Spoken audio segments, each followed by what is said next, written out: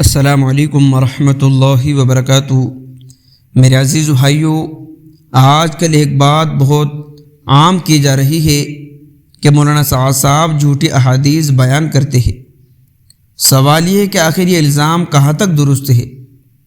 یاد رکھیے، ہمارے دین کی بنیاد قرآن و سنت پر ہے۔ قرآن پاک میں اللہ تعالیٰ نے صاف فرمایا، وَمَا يَنطِقُ عَنِ الْهَوَىٰ ان هو الا وحی یوحیٰ، یعنی نبی کریم صلی اللہ علیہ وسلم اپنی خواہش سے کچھ نہیں فرماتے، جو کچھ بھی فرماتے وہ وحی الہی ہوتی ہے۔ اب نبی کریم صلی اللہ علیہ وسلم کے احادیث کو جھٹلانا یا ان پر جھوٹ کا الزام لگانا بہت بڑا جرم ہے۔ نبی کریم صلی اللہ علیہ وسلم نے فرمایا، یعنی جس نے جان بوجھ کر میری طرف جھوٹ منسوب کیا وہ اپنا ٹھکانہ جہنم میں بنا لے۔ اب آتے اصل بات کی طرف، کیا واقعی مولانا سعد صاحب جھوٹی احادیث بیان کرتے ہیں؟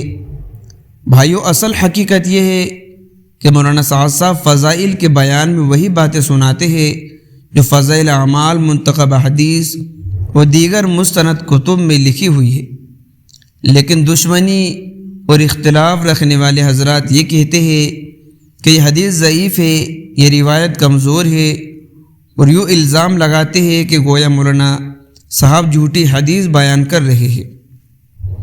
یاد رکھو، ضعیف حدیث اور جھوٹی حدیث میں زمین آسمان کا فرق ہے۔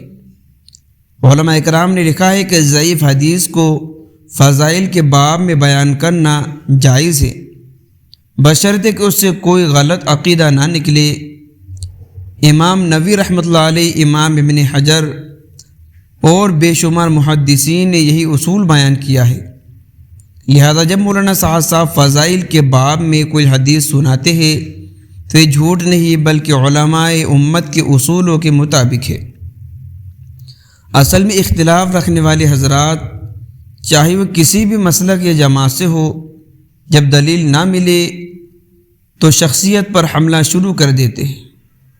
ہاں